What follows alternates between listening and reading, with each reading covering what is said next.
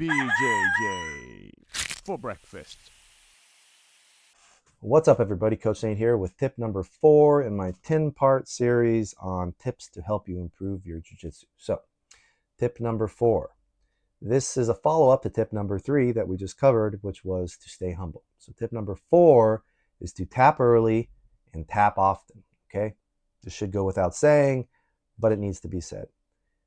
Jiu-jitsu requires you to tap frequently. Okay? Jiu-jitsu works. You can't improve in jiu-jitsu. You can't have a long career in jiu-jitsu. You can't get good at jiu-jitsu if you are afraid to tap when you've lost. All right.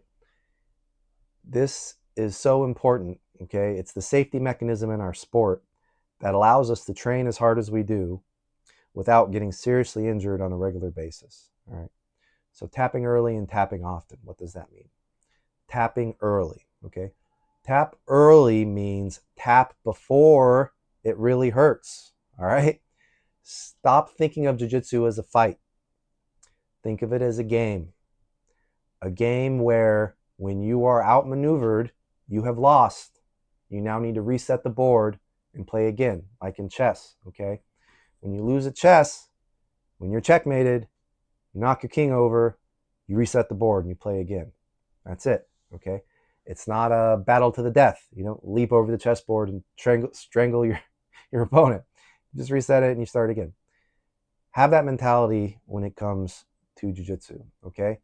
Try to escape moves so long as you have the ability to escape them, so long as you have a technique that can be applied to escape safely. If you don't know a safe escape from a submission, tap, okay? If you've tried the escape that you know and it's not working, or you're no longer in a position to be able to effectively apply it, tap, okay? Tap early. Tap before the pain sets in so that you don't get hurt. If you wait until it really hurts before you tap, usually this means there was some sort of injury there, a strain on the ligament, okay? Maybe a micro tear or something. And when the adrenaline wears off, especially if you hear something pop, you're going to be in a lot of pain. And you're going to have to take time off the mat. And just because you didn't want to tap early on that particular submission, now you're going to have to miss a couple weeks of training, okay? It's not worth it. Tap often. What does that mean? Tapping often means you need to be ready to do it a lot, okay? Don't have a set number in your head of, oh, I already tapped once today, I'm not going to do it again, okay? If you get caught in a move twice, even if it's the same move, this has happened to me. It's very frustrating. But if you get caught in the same move 2 times by the same guy in the same session, you may be tempted to say, I'm not tapping this time. Don't do it, okay? He got you again. Tap again. That just tells you, this is the great thing about jiu-jitsu, right? It's a great teacher. That just tells you that there is a hole in your game that this person is exploiting, okay? So again, check your ego, right? Stay humble. Tap when it hurts. Tap before it hurts, actually. Tap when they get you. And then we'll talk about this later on. Circle back, analyze what happened, talk to the guy, figure out what's going on, diagnose the issue, and address it, okay? But you can't circle back and address it and diagnose it and do everything you need to do if you're injured. If you've sprained something or dislocated something or broken something because you were being a dummy and not tapping early and tapping often, okay? So preserve your joints, be able to maintain your training regimen, okay? Protect your training partners, right? By tapping early and tapping often. Because also, on the other side of the thing, it's frustrating. If you've ever been in this situation, I know it's frustrating to me, where I'll have someone dead set in the submission, right? And I know if I keep applying it, eventually it's going to cause injury, okay? I'm going to overextend their elbow.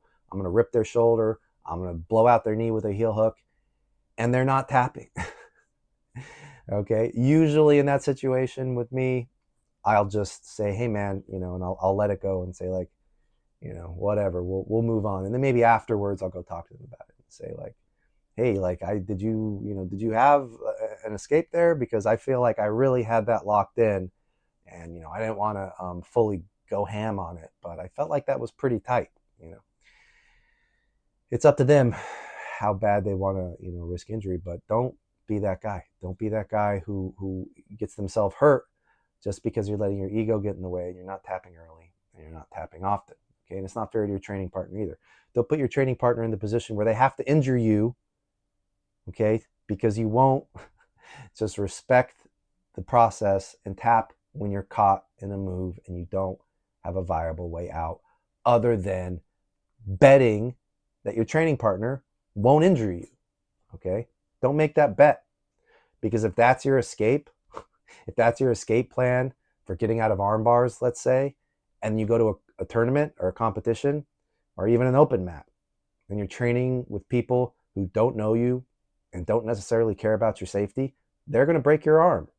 Yeah, I've seen it happen.